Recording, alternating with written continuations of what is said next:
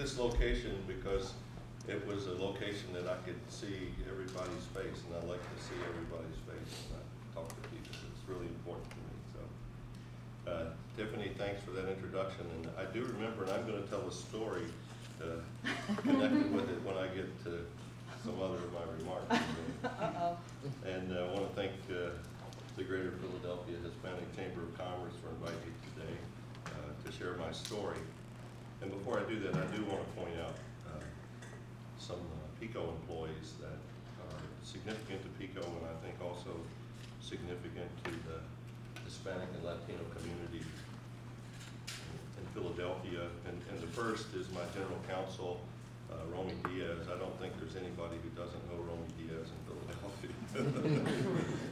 But Romy is a friend as well as a co-worker, and he's also a longtime friend and supporter of the chamber. So very influential in the Hispanic and Latino communities. And Romy has done a very noble job of educating me to the difference in the Hispanic and Latino community in Philadelphia. But if you'll indulge me today, I'm going to probably use those terms interchangeably.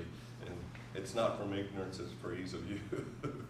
So if you'll bear with me. And the second is April Collins, who's the president of PECO's Organization of Latinos at Exelon. And April has been a longtime member of the management of PECO, and now occupies a very important role in our operations organization. She's worked a number of different locations and has taken on a challenging assignment working with our chief operating officer, and an example of someone who's kind of taken their career and decided, I'm going to do some things that kind of expose me to opportunities that advance me, and the value of picking a mentor. So April, thank you for being here this morning. And then finally, Tiffany. I guess Tiffany doesn't need much introduction here, but Tiffany and I did meet at one of the Hispanic Heritage Month gatherings that we have through the season. And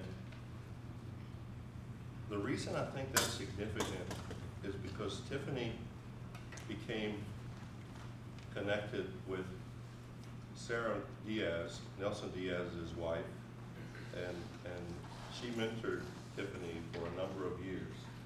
And I didn't know that when I met her, but eventually I understood that. But it's just the role of finding significant players in the community and asking them to mentor you, that's important. None of us get anywhere without people helping us. It just doesn't happen.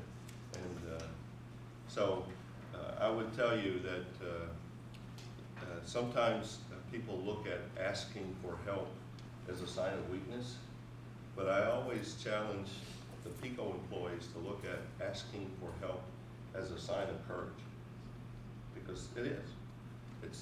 It's not always easy to say, can you help me?